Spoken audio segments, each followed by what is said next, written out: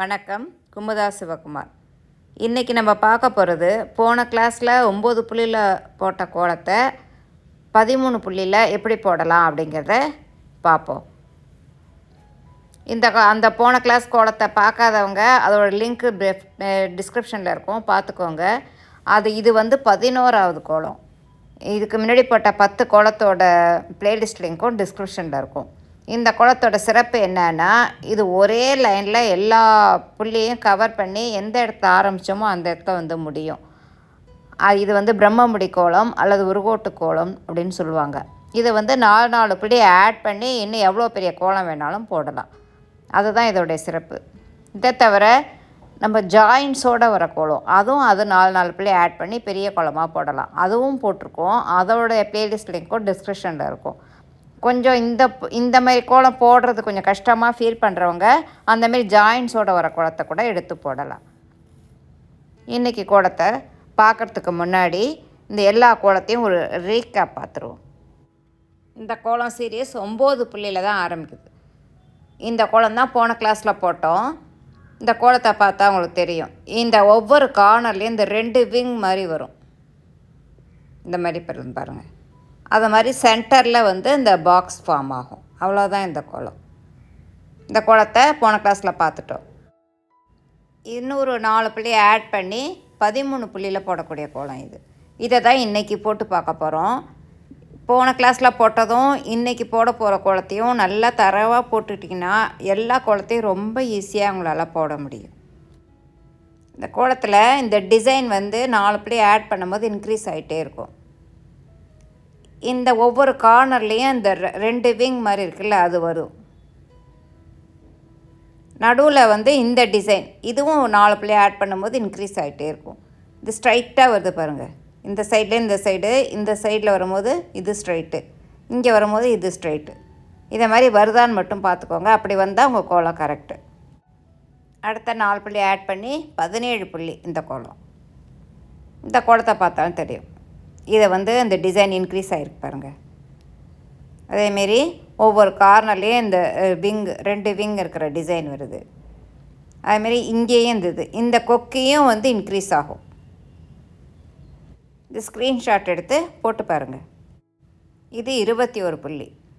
முதல் 2 கோலம் நீங்கள் நல்லா போட்டுட்டிங்கன்னா இந்த கோலம்னா ரொம்ப ஈஸியாக நீங்கள் போடலாம். இது 25 புள்ளி கோலம். இதில் விட இன்னும் 4 புள்ளி ஆட் பண்ணி இன்னும் கூட பெரிய கோலம் நீங்கள் போட்டு பார்க்கலாம். இந்த மாதிரி கோலம் போடும்போது நம்ம ஃபுல் கான்சன்ட்ரேஷன் அதில் இருக்கும். கொஞ்சம் நம்ம கவனம் செதறினாலும் கோலம் தப்பாக போயிடும். அதனால் நல்லா நம்ம மெமரி பவர் இன்க்ரீஸ் பண்ணுறது இந்த மாதிரி கோலம் தான். இதெல்லாம் நிறையா போட போட உங்களுக்கு நல்ல கான்சன்ட்ரேஷன் பவர் இன்க்ரீஸ் ஆகும். இன்னைக்கு கோலத்தை பார்ப்போம். 13 புள்ளி 1 நிறுத்திருக்கேன். இந்த இடத்த ஸ்டார்ட் பண்ணுவோம். இந்த பெண்ட் எங்கே வருதுன்னு பார்த்துக்குவோம். இந்த லைன் இல்லாமல் அந்த 3வது லைனில் செகண்டு இந்த இடத்துட்ட பெண்ட் பண்ணுறோம். இப்போ இந்த லைன் இல்லாமல் இந்த லைனில் நடுவில் 3 புள்ளி இருக்கான்னு பார்த்துக்கோங்க. இந்த பெண்ட் பண்ணி அடுத்த பெண்ட் எடுத்து இந்த ஜெயின் வரும்போது இங்கே கொக்கி ஃபார்ம் பண்ணுறோம். கொக்கி இந்த 2 புள்ளியிலேயே ஒரு முடிச்சு. இதுமாரி போட்டதுனால அது ஆப்போசிட் சைடுக்கு இந்த லைன் மூவ் ஆகும். இப்போ இந்த டிசைன் போட்டதுனால அந்த மேலே ஒரு பெண்டு தான் வரும். டிசைன் வந்ததுனால அடுத்தது பெண்டு. அப்புறம் இந்த 2 புள்ளியை மேலே வச்சு அதுக்கு கீழே கொண்டு வரணும். இந்த லைனை கொண்டு இந்த புள்ளியில் பெண்ட் பண்ணுறோம். இந்த கார்னர் வந்ததுனால இப்போ 2 விங் அந்த டிசைன் வரும். இந்த 2 விங் வரும்போது இந்த கோடு கீழே போய் இந்த முடிச்சு அங்கே போகும். இங்கே இன்னொரு விங் வந்ததுனால ஆப்போசிட் சைடுக்கு அந்த போகும்.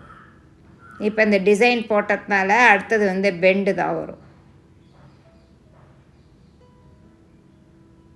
இந்த கார்னருங்கிறதுனால இங்கே சுழிச்சிடுறோம். இப்போ இங்கே எப்படி ஆரம்பித்தோமோ அதேமாதிரி தான் இங்கே வரும். இப்போ அந்த 2 புள்ளியை விட்டுட்டு அந்த புள்ளியில் போய் பெண்ட் பண்ணுறோம். இங்கே வரும்போது இதுக்கு நேராக அந்த கொக்கி வந்துடும். அது ரொம்ப ஈஸியாக வந்துடும். இந்த முடிச்சு சைடாக வரும். நடுவில் வர்றது இப்படி தான் வரும். பெண்ட் பண்ணி மேலே வந்து பெண்டு. டிசைன் வந்து அடுத்தது பெண்டு தான். அடுத்து இந்த 2 புள்ளியை விட்டுட்டு இந்த புள்ளியில் பெண்ட் பண்ணுறோம். பெண்ட் பண்ணும்போது அடுத்த கார்னர் வந்துடுதா, அந்த 2 விங் போகிற டிசைன் வந்துடும். பெண்ட் பண்ணுறீங்க, இந்த டிசைன் வந்ததுனால இது கார்னரில் பெண்டு. அந்த முடிவுங்கிறதுனால அங்கே சுழிக்கிறோம். மறுபடியும் இந்த 2 புள்ளியை விட்டுட்டு இந்த இடத்துக்கிட்ட பெண்ட் பண்ணுறோம்.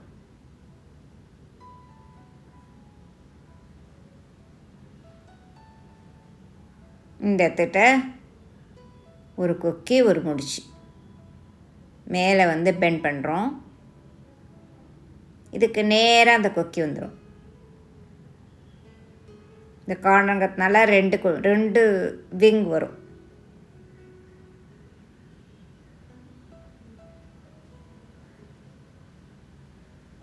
இந்த சூழ்ச்சி மறுபடியும் அதே மாதிரி தான் போட போகிறோம்.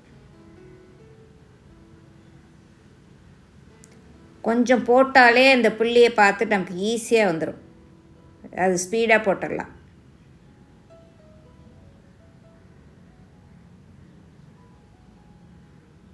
இதுக்கு நேராக அந்த வருது பாருங்கள்.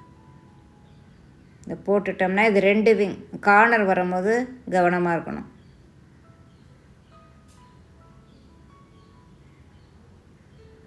ஆரம்பிச்ச இடத்துலேயே வந்து முடிச்சிடலாம். சென்டரில் போட்டாலாம் ஈஸியாக இருக்கும். கார்னர் மட்டும் கவனமாக போட்டிங்கனாலே போதும். இன்றைக்கி இந்த கோலம் உங்களுக்கு எல்லாருக்கும் நல்லா புரிஞ்சிருக்கும்னு நினைக்கிறேன். இதில் இந்த இந்த கார்னர் எல்லாமே இந்த 2 விங் வருதான்னு மட்டும் பார்த்துக்கோங்க. அதே மாதிரி இந்த நடுவில் வந்து இந்த டிசைன் வரும். இந்த கொக்கி இந்த முடிச்சு வருது இல்லை, இது ஒவ்வொரு 4 புள்ளியும் ஆட் பண்ணும்போது இன்க்ரீஸ் ஆகும். இதை மட்டும் நீங்கள் எல்லா கோலத்துலேயும் கரெக்டாக வருதான்னு பார்த்துக்கோங்க. இதுதான் கவனிக்க வேண்டிய விஷயம். இந்த கோலம் எல்லாருக்கும் நல்லா போட வந்துரும்னு நினைக்கிறேன். நீங்கள் இன்னும் அடுத்த 4 புள்ளி ஆட் பண்ணி இன்னொரு 17 புள்ளியில் அந்த கோலத்தையும் போட்டு பாருங்கள். உங்களுக்கு எதாவது சந்தேகம் தான் கமெண்ட் செக்ஷனில் சொல்லுங்கள். அடுத்த கிளாஸில் வேறு ஒரு புது கோலத்தோடு பார்ப்போம். வணக்கம்.